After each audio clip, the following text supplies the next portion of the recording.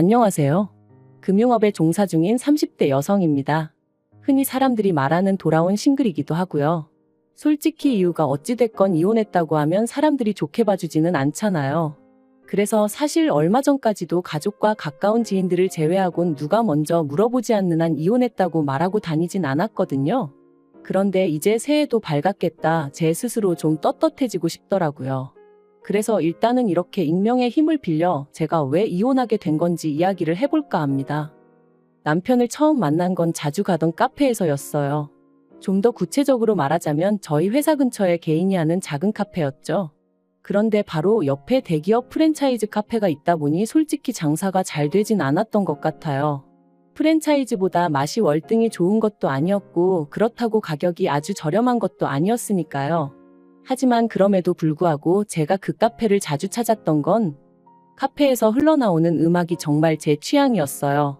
그래서 남들 다 가는 프랜차이즈가 아니라 늘 그 카페를 찾게 되었죠.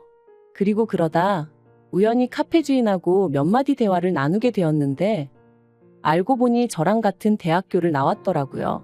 물론 대학교에 사람이 한둘도 아니고 나이 차이도 5살이나 나다 보니 겹치는 지인은 없었지만 그래도 그날의 대화를 계기로 조금씩 가까워지게 되었는데 눈치채셨겠지만 그 카페 주인이 훗날 제 남편이 되었네요. 남편과의 연애는 보통이었어요.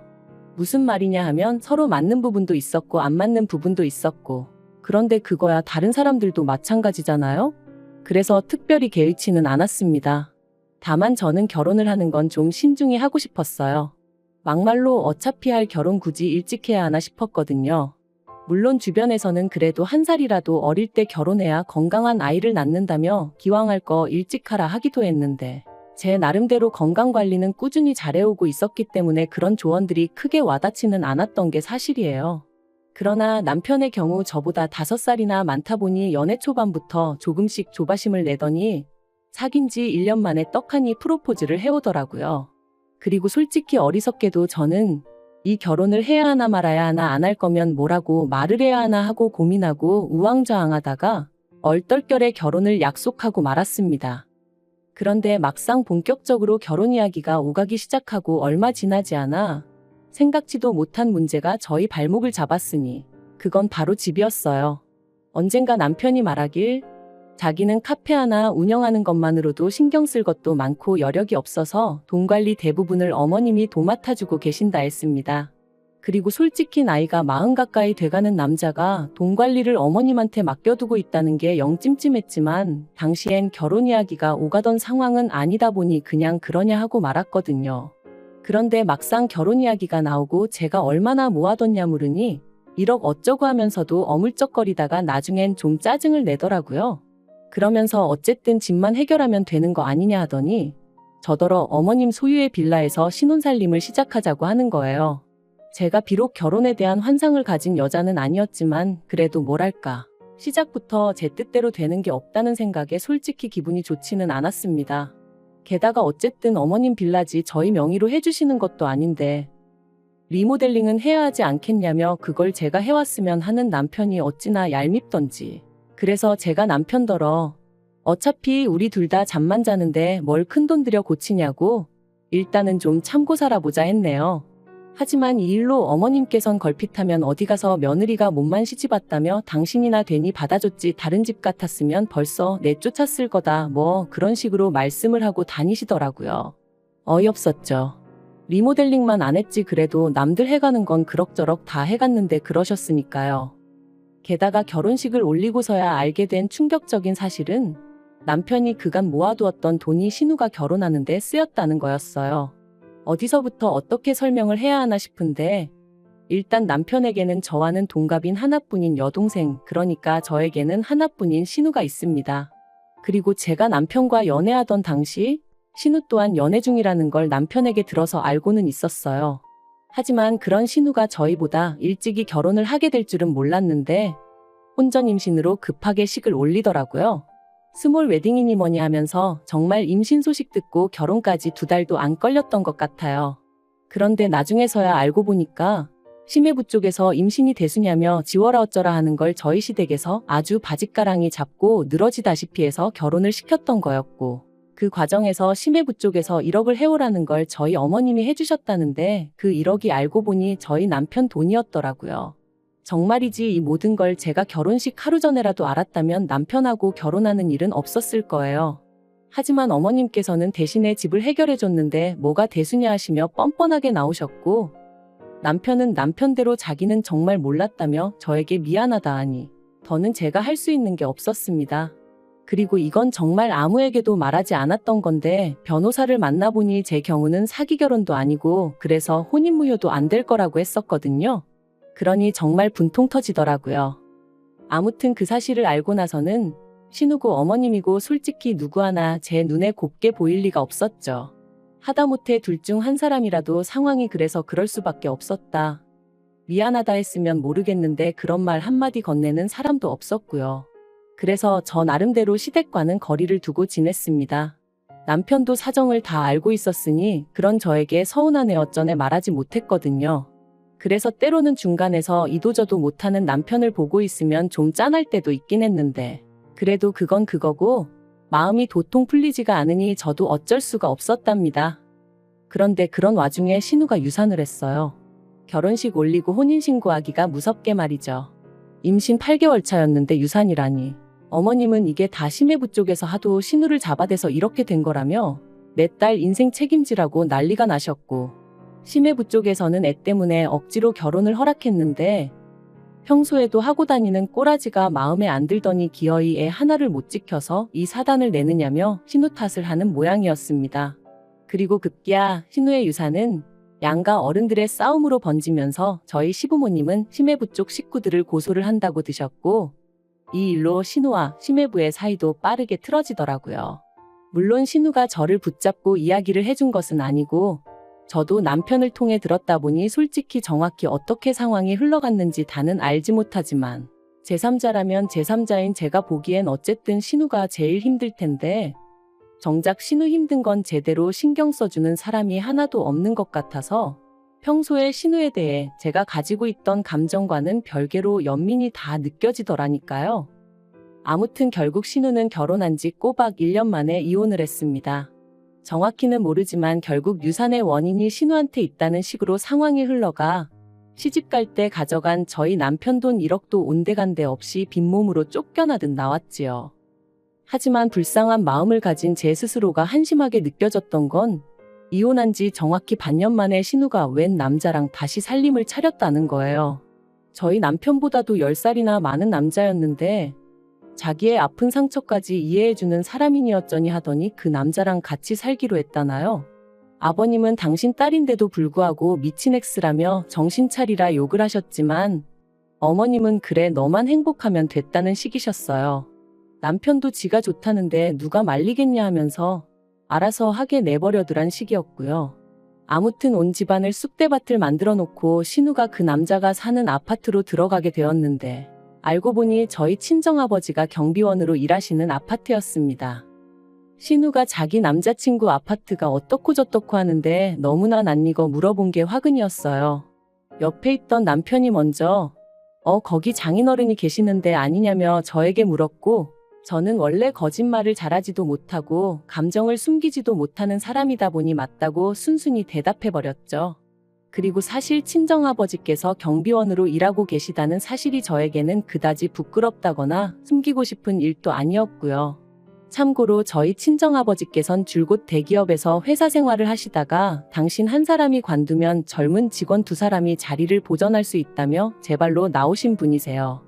몇 년만 더 계셨으면 정년퇴직을 하실 수 있으셨지만 하루가 다르게 젊은 직원들 자리가 줄어드는 걸 보니 마음이 안 좋으셨다면서 말이죠. 그리고 다른 사람들은 이런 친정아버지의 결정을 어떻게 생각할지 몰라도 저는 아버지의 그런 배려가 무척이나 존경스러웠답니다. 한편 이후로 저는 아버지께서 당분간 좀 쉬면서 취미생활도 하고 그러실 줄 알았는데 한 달도 되지 않아 저에게 부담이 되고 싶지는 않다시며 직접 일자리를 찾아 나서셨고 그렇게 경비원으로 근무하게 되셨네요. 사실 처음에 경비원으로 일하게 되셨다 하셨을 때 저나 친정어머니가 얼마나 말렸는지 몰라요. 워낙 미디어에서 갑질당한 경비원들에 대해 자주 다루었다 보니 저희 아버지도 그런 일을 겪진 않을지 걱정이 되었으니까요. 하지만 아버지의 뜻이 어찌나 완강하시던지. 아무튼 신우가 저희 친정아버지가 경비원이라는 이야기를 듣더니 아주 묘한 표정을 지으면서 경비 같은 건 먹고 살기 빠듯한 사람들이나 하는 거 아니냐 묻대요. 마치 너무나 당연한 사실처럼 말이죠. 그리고 솔직히 전 그런 신우의 태도에 빈정이 확 상했지만 그래도 정말 몰라 저러나 싶어서 요새는 꼭 그렇지만도 않다. 오래 배우시고 그러신 분들도 많이 하신다. 우리나라가 노인분들이 일할 자리가 많이 없지 않냐 하고 대답해줬어요. 하지만 신우는 계속 저더러 고민이 많겠다는 둥, 자기가 잘 챙겨드리겠다는 둥 쓸데없는 소리를 해댈 뿐이었지요. 그런데 그렇게 신우가 남자친구랑 동거를 시작했다는 이야기를 듣고 2달 좀 넘었을 때였습니다. 친정어머니께서 전화를 해오셨는데 목소리에 근심 걱정이 가득하시더라고요. 그래서 제가 무슨 일이라도 있으신 거냐고 왜 그러시냐 하니까 며칠 전부터 친정아버지가 일만 마치고 집에 오시면 표정이 좋지 않으시고 방에 가만히 누워만 계신다는 겁니다. 입맛도 없다 하시면서 말이죠. 혹시 입주민들하고 무슨 일이라도 있으셨던 건 아니냐 물으니 그런 것도 아니다 하시면서도 정확한 이유는 말을 안 해주신다나요? 그러면서 어머니가 시간 날 때 아버지 점심시간에 맞춰 가서 밥 한번 같이 먹을 수 있겠냐 물으셨어요. 그래서 당연히 그러겠다 했죠. 그리고 바로 이튿날 회사에는 반차를 내고 아버지가 계신 아파트 단지로 향했습니다. 멀리서 아버지를 발견하고 저는 반가운 마음에 아버지를 부를 뻔했는데 동시에 너무나 충격적인 장면이 눈에 들어왔어요. 친정아버지를 앞에 세워두고 어떤 젊은 여자가 고래고래 소리를 지르고 있었거든요. 아무리 아버지의 일터라지만 순간 상황 판단을 하고 말고 할 새도 없이 제 몸이 먼저 반응했습니다. 누구신데 한참 어른한테 소리를 지르냐며 여자 얼굴을 딱 봤는데 신우였어요. 어이가 없어서 아가씨 지금 무슨 짓이냐니까 신우도 좀 당황한 듯 하더니 이내 이건 입주민과 경비원 간의 이야기니 저는 좀 빠져달라대요. 그래서 제가 도대체 왜 그러냐 이유나 들어보자 했습니다. 그랬더니 저희 아버지께서 하시는 말씀이 이 신우라는 사람이 자기 장보고 오는 내내 주차장 자리를 맡고 있으라더라 그러시는 거예요. 순간 제 귀를 의심했어요. 자리를 맡고 있으라니 그게 무슨 뜻이냐니까 허수아비 마냥 차 한 대 들어갈 자리에 가만히 서 있으라고 하더라나요. 그래서 제가 신우더러 아파트에서 그런 게 어딨냐 하고는 그리고 상식적으로 우리 아버지가 아가씨 하인이냐고 왜 그딴 일을 시키냐 따졌습니다. 그랬더니 신우가 하는 말이 자기가 낸 관리비로 저희 아버지가 월급 받아가는 거 모르냐면서 그럼 월급 주는 주민을 위해서 그 정도 일은 당연히 할 수 있는 거 아니냐대요. 신우가 개념이 없는 건 알고 있었지만 어떻게 저런 말을 아무렇지도 않게 할 수 있는지 기도 안 차더라고요. 그래서 제가 신우더러 살다 별 거지 같은 소리를 다 듣겠다고 아파트 사는 게 뭐 얼마나 대단한 일이라고 그런 특권의식을 가질 수가 있냐 했습니다. 그리고는 멋대로 떠들어대는 신우를 뒤로하곤 바로 친정아버지를 모시고 관리실로 향했어요.